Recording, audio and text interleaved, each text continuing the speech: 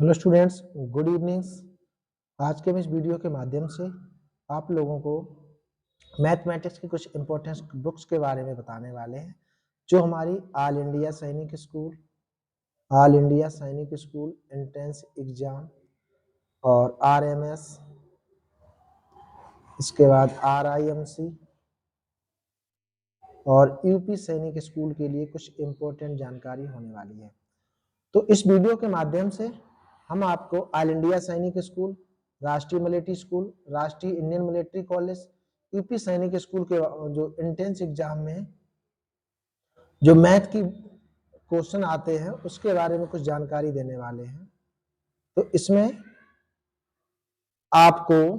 सबसे पहले कि मैथमेटिक्स में अगर आपका बेटा या बेटी क्लास 6 में एग्जाम देने वाले हैं, क्लास 6 में, उसके लिए सबसे पहले आपको थर्ड, फोर्थ, फिफ्थ और सिक्स का मैथ कंप्लीट करा दें फास्ट तरीके से, और साथ में सेवेंथ और एट्थ का भी मैथ कंप्लीट करा दें, क्योंकि जब उसका एग्जाम में जो क्वेश्चन आते हैं वो आप सोचें कि क्लास फिफ्थ तक नहीं आते हैं, उसमें सिक्स, सेवेंथ और एट्थ के भी कुछ क्वेश्चन आपको देखने को मिलेंगे। कुछ क्वेश्चनों का जो लेवल रहता है वो हाई रहता है, तो इस तरीके से जो भी बच्चे उसमें क्वालिफाइड करते हैं तो वो मतलब सेवेंथ और सिक्स, सेवेंथ, एट्थ का भी मैथ पढ़ के जाते हैं, तो उसमें क्वेश्चन की जो वहां पे प्रोबेबिलिटी होती है सॉल्व करने की वो थोड़ी बढ़ जाती है। तो इस तरीके से अगर आपका बेटा या बेटी क्लास 6 में एग्जाम देना चाहते हैं तो उसको क्लास थर्ड, फोर्थ, फिफ्थ और सिक्स के सिलेबस का मैथ कंप्लीट करने के साथ साथ में सेवेंथ और एट्थ का भी मैथ कंप्लीट करा दे। इसके लिए जो बुक्स हैं इंपॉर्टेंट उसकी जानकारी देने वाले हैं। बुक्स में आपको इसमें जो बुक्स होंगी वो आपको एनसीईआरटी जितनी भी बुक्स हैं, एनसीईआरटी बुक्स हैं जो क्लास फिफ्थ से लेकर फिफ्थ,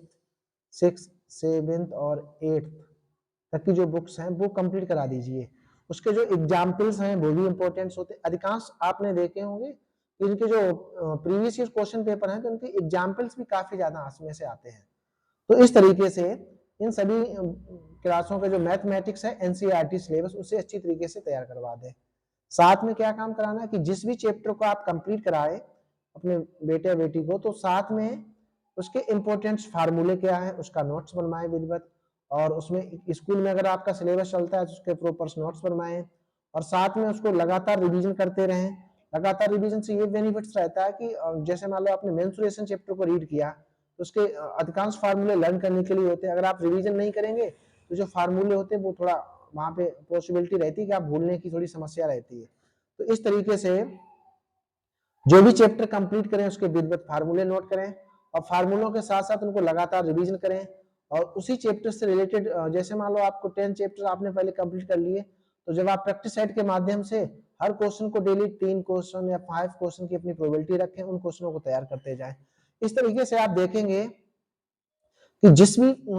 आप चैप्टर के फार्मूले रेडी कर लें, कंप्लीट कर लें, लर्न हो जाएं, तो उससे रिलेटेड आप जितने भी चैप्टर्स के क्वेश्चंस हैं उन सभी क्वेश्चनों को आप लगाने की प्रैक्टिस करें, और ज्यादा से ज्यादा प्रैक्टिस करें। और आपके दिसंबर और जनवरी 2025 में आपका एग्जाम हो सकता है। अगर दिसंबर 2024 में इन स्कूलों के एग्जाम होंगे या तो आपके जनवरी 2025 में एग्जाम हो जाएंगे, और आरआईएमसी का एग्जाम तो जून में भी होता है। तो इस तरीके से आपको ये थोड़ा ध्यान रखना है कि जो भी स्टूडेंट क्लास 9th के लिए तैयारी कर रहे हैं, इन स्कूलों में क्लास 9th के लिए तैयारी कर रहे हैं, उसमें आपको 8 तक का तो मैथ पढ़ना ही पढ़ना है, एक क्लास 8 तक मैथ पढ़ना है, साथ में 9th और 10th की जो एनसीईआरटी बुक्स है वो भी लगा के पूरी कंप्लीट करनी है। क्योंकि जब आप 9th क्लास में सैनिक स्कूल का एग्जाम देंगे, मान लो यूपी सैनिक स्कूल का दो या आप किसी भी सैनिक स्कूल का एग्जाम दें, तो उसमें 9th का जब आप एग्जाम देने जाएंगे तो उसमें 9th और 10th वाले भी क्वेश्चन वहां प्रेजेंट मिलते हैं।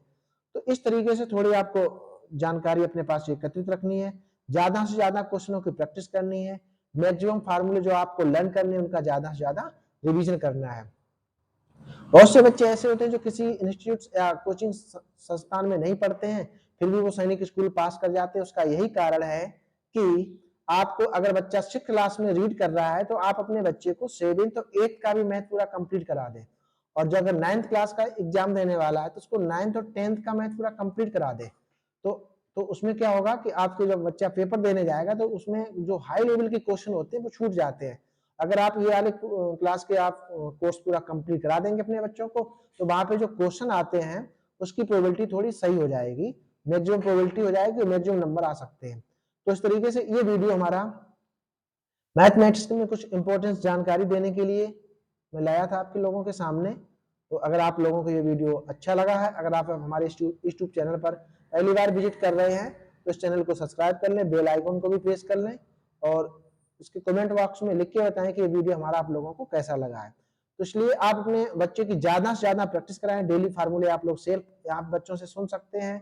और स्कूल के टाइमिंग में स्कूल में जो भी चैप्टर चल रहा है उसके फार्मूले, इंपॉर्टेंट क्वेश्चंस और आप अपनी प्रैक्टिस शीट के माध्यम से भी बच्चों की आईक्यू को फास्ट कर सकते हैं, मैथ को थोड़ा और अच्छा बेहतर बना सकते हैं। तब तक के लिए डियर स्टूडेंट्स मिलते हैं नेक्स्ट वीडियो में, तब तक के लिए थैंक यू।